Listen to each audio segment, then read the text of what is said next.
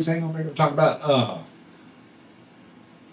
musicianship, all this stuff, Yeah, the technology behind it. I use virtual instruments, and basically, now my wife is she's a musician too. So if I'm in the studio and I'm working a saxophone line, she might pass by the door of the studio and people hear it and say, "That doesn't sound like a saxophone." Yeah, I say, "Well, it's saxophone-like." It's not supposed to sound like it. So sometimes I want the authentic sound, but other times, and this is what I love about technology. Other times I can imagine something. right. I can imagine, like, if I decide, hey, look, I want this to sound like a trumpet saxophone. I can actually make it be the trumpet Yeah. saxophone. I can lay a trumpet, a sample of a trumpet and a sample of a saxophone. Or you get real creative. You just want something, and I've actually done that. Get up in the morning and say, I'm going to write a song, and I don't want it to sound like anything from this planet. Right. That's the wonderful thing about the technology is that it's taken down a lot of the barriers. There was a lot of gatekeeping in the music industry for a long time. Right. A lot of inaccessibility due to money or whatever. And now if you've got a decent enough laptop and spend $100 a month on your Pro Tools or whatever. Exactly. Yeah. Exactly. And I think that's the thing, sometimes I'm speaking to musicians and they would tell me about what they're doing. I said, well, honestly, that guy I was talking to recently, I said, well, honestly, I don't think you can do that. He said, well, I'm going to put out a song. I said, yeah, that's easy to do. I mean, years ago, you couldn't do it because you needed a budget, you needed a studio. But it's just like you say, you get a laptop, a few things, you put it out, and it's distributed for you. Right. But then what do you laugh at? Right. Well, I mean, there's three legs to this thing. You have a production side, you have this distribution side, and then you have this thing where you have to promote it. Right. You can put out all the music you want to, but if there's nobody hyping it up, it ain't gonna get nowhere. I explained and say it's like I said, you ever heard the expression "needle in a haystack"? I said yes. I said, well, what you're talking about doing is putting a needle in 10,000 haystacks. Right. And one thing too about opening the doors and being able to do what Brian does is, I had a niece who passed away a couple of years ago, and he was able to really write a beautiful song dedicated to her and share it with my family. That wouldn't have happened, without his technology. Right, So it was right. awesome. And everybody was so excited that he made this dedication to her. Oh yeah. We don't have that one. That Sorry. would have been the best transition ever. Well, actually, if you go to this would be not Brian Toval individual, but Brian Toval, but it's called Twilight's Lullaby, and that's it's a different genre. It's a lullaby that from my mind, that's more jazz. It's just piano. Let's see here. Keep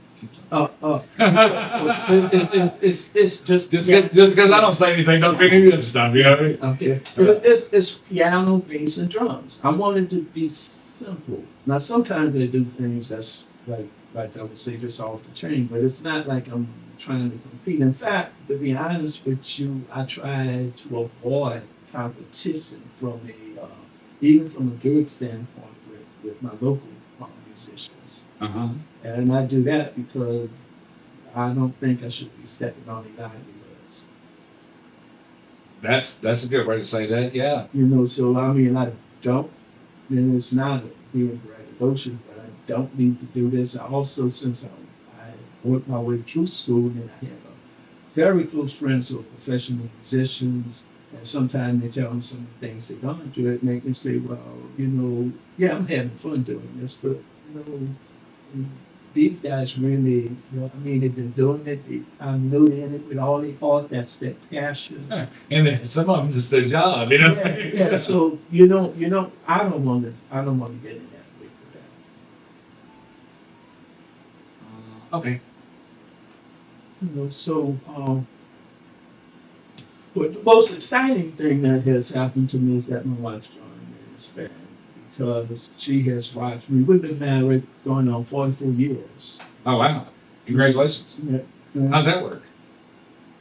How we made it work? Yeah. And actually, the formula is pretty simple. Okay. Yeah, I mean, in So seriously. y'all live in the same house? Is that? Yeah. Okay. Yeah, we do. We have some rules that people might think is a little silly, but we have these rules. Like even if we upset with each other and really furiously mad with each other, if we step away from each other, we still give our goodbye and hello kiss. We've been doing that since before we were married. And I think the other thing is we've learned to share in each other's accomplishments and to stand by each other when things are not going the way that the other spouse would think it should be. So we tend to put, when I make a decision after I think about how it affects Joanne, and I think that works the other way too. And that's really how she got in the band. I think she saw me in my vision, and I would speak to her about what I was trying to do. And not that the other singers I ran across were bad, but we still had the chemistry there. And I think this is what she told me.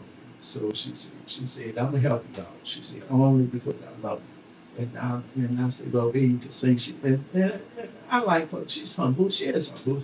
She said, well, you know, I'm a pimp. I'm not Gladys. I can't sing.